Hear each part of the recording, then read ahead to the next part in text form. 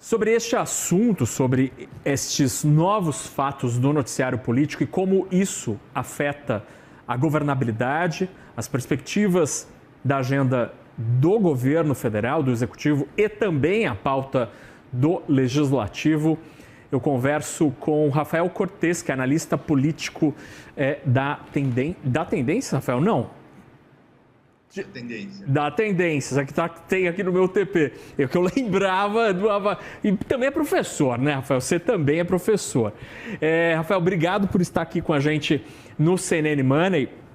Eu queria te ouvir, eu queria que a nossa conversa fosse muito por esse viés econômico, onde a Tendências tem uma visão tão apurada, para entender os impactos disso sobre os assuntos que importam para o tomador de decisão, né, para o investidor, para o empresário ou para quem tem puro e simples interesse na economia. Após as últimas 24 horas, Rafael, o que muda nas perspectivas da capacidade de governabilidade do governo, especialmente tendo em vista a agenda econômica no Congresso Nacional? Boa tarde, Naka, todo mundo que está ouvindo a CNN nesse momento, nessa tarde tão importante e movimentada, né?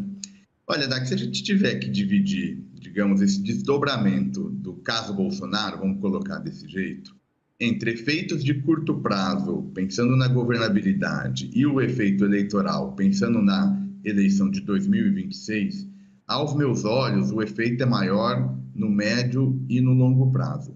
Para curto prazo, ou seja, para ajudar a resolver o governo resolver os seus problemas, eu imagino que é muito menor do que sugere o tamanho das questões que nós estamos discutindo. E a razão disso é simples, né? Basicamente, o governo tem um problema de capital político e ele tem um problema de contradição dentro da sua agenda, sobretudo a agenda econômica, ou seja, o governo quer uma coisa e a maioria de centro-direita quer outra coisa no tocante à questão fiscal. Combinado essas duas vontades, seja do governo, seja dessa maioria de centro-direita, certamente o fiscal não será bem cuidado nesse biênio final de 2025 e 2026. Então, acho que esse, para mim, é o ponto central. O governo tem problemas deles mesmos, independente do destino político e das repercussões políticas, que são grandes, mas acho que os efeitos maiores são pensando lá na questão eleitoral.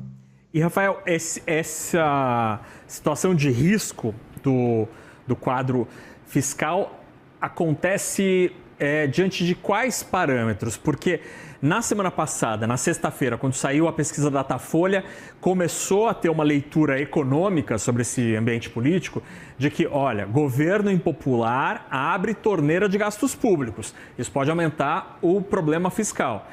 Ao mesmo tempo, normalmente, congressos que estão encurralados, como pode ficar esta legislatura, diante da situação do seu principal líder político, que é o ex-presidente Jair Bolsonaro, às vezes o Congresso encurralado também joga pauta-bomba fiscal no colo do governo.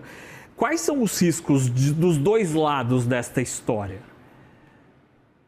Olha, Naka, acho que em alguma medida nas duas pontas, porque vamos lá, vamos recuperar, né, Naka? Acho que uma parte da percepção do fiscal ruim tem um pouco a ver com o fato de que a métrica que o governo está usando já não é mais suficiente para acalmar os agentes de mercado. Ou seja, o governo vai lá, luta pelo marco fiscal, né? Quando o mercado olha esse discurso, ele vai ver no quê? Bom, o governo luta pelo marco fiscal, mas desde o lançamento do marco já teve alterações das metas estabelecidas para o primário. Então, quando o governo lá atrás lançou o marco fiscal, ele já deu um indicativo de qual era a meta de primário que ele iria alcançar, né? Qual o resultado de primário que ele alcançaria. Desde então, já tiveram mudanças no sentido de deixar mais lento o processo rumo ao tal do superávit primário. A partir desse descasamento, pouco a pouco, o mercado foi ficando descrente da métrica do governo, né? Bom, e o que o governo faz para atingir essa meta, né? Ele faz uma combinação entre ajuste dos gastos de forma muito pontual, né? Sobretudo agora no final do ano passado, mas, sobretudo, ele dá ênfase em aumentar a carga tributária, em aumentar os canais de arrecadação. Só que o governo não consegue mais ter força para fazer isso, né? E aí teve um erro estratégico no momento de fazer alguma coisa do lado do gasto. O governo foi lá junto e fez um anúncio de isenção de imposto de renda, e aí o fato que gerou uma celeuma que vai ser muito difícil o governo recuperar por conta desses problemas estruturais. Então, a maioria de centro-direita é uma maioria que não quer fazer ajuste na despesa e não quer aumentar a arrecadação.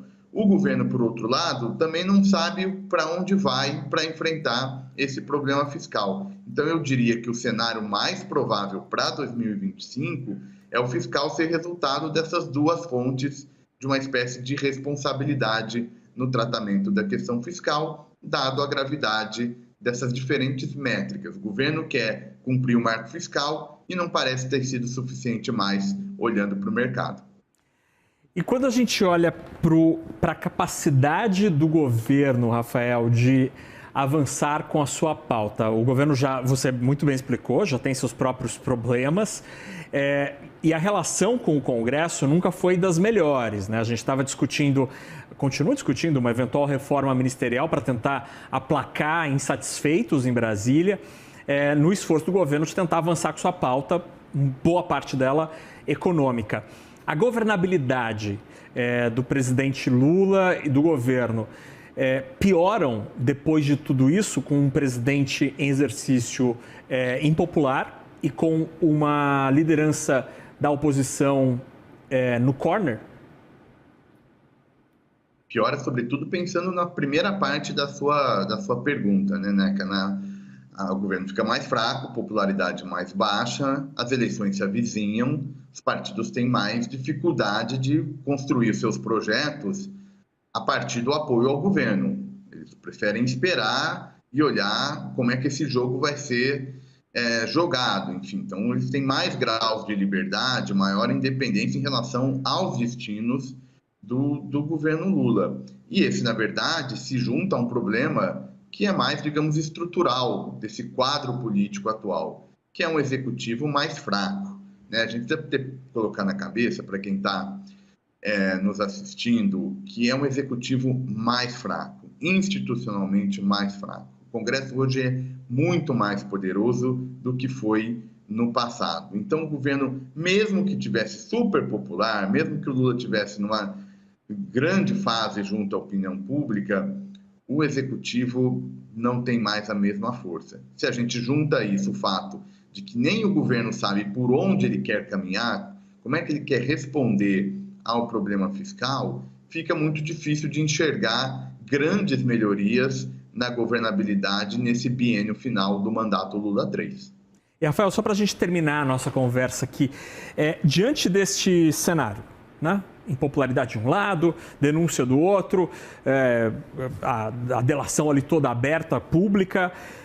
Cresce a possibilidade de a gente ter uma alternativa, por exemplo, uma terceira via, um nome de fato de centro, ou eventualmente um nome de direita como o ex-presidente, o ex-ministro e atual governador Tarcísio de Freitas, surgindo, emergindo neste debate? Este quadro atual abre espaço para, eventualmente, a discussão e o aparecimento de novas lideranças que podem disputar 2026? Na sua primeira pergunta, né, te respondi falando, olha, acho que o efeito Bolsonaro é mais forte lá para frente, olhando para 26. Então, aqui acho que tem muita coisa interessante para a gente comentar, porque, vamos lá, o Bolsonaro é o nome que uniria o campo de oposição, pensando lá em 2026. Qual que é o problema? Não tem os direitos políticos. Bom, aí tem duas estratégias, né? Ou bem, por algum canal, ele recuperaria esses direitos, né? Tem muita gente que partilha da tese de que eventualmente vai ter uma reversão, seja mudando a ficha limpa, seja anistia, etc, etc. Se isso der certo, Bolsonaro volta e é o candidato. Em não dando certo, a questão é o que o Bolsonaro vai fazer? Bolsonaro e seu núcleo mais próximo. não me parece que ele tem nenhum incentivo para simplesmente apontar quem é o sucessor dele e fazer uma transferência, digamos, passar o bastão para outro nome. Seja o Tarcísio, seja qualquer outro nome. A tendência é que ele insista que ele é o candidato até o final, eventualmente até lançando uma candidatura. Por que eu digo isso, Naka? Porque tem muita gente falando que vai aumentar a probabilidade do Tarcísio ser candidato. Eu não enxergo dessa maneira. Eu acho que essa celema é tão grande que vai ser muito difícil para o Tarcísio ter clareza de como vai ficar esse imbróglio envolvendo o Bolsonaro. Por outro lado, o que eu acho que pode acontecer? Não é nem tanto uma força do centro, mas é uma fragmentação do bolsonarismo. E aí, eventualmente, a vida do governo fica um pouco melhor se a direita vier dividida em 2026. Muito bem, interessantíssima conversa com o Rafael Cortes, que é analista político e sócio da Tendências Consultoria, que muita gente abriu espaço nessa agenda para discutir exatamente o que está acontecendo em Brasília, se Brasília é 40 graus, mais do ponto de vista econômico, porque as implicações são um pouco diferentes. E Rafael Cortes nos ajudou aqui a entender um pouquinho. E como tem muito chão até a eleição, Rafa, vou te chamar muito aqui para o CNN Money para a gente entender melhor esse cenário que às vezes é tão confuso. Obrigado pela conversa, uma ótima tarde. Eu que agradeço, Nath, parabéns pelo trabalho de vocês, uma boa tarde a todos. Até logo, obrigado, abraço.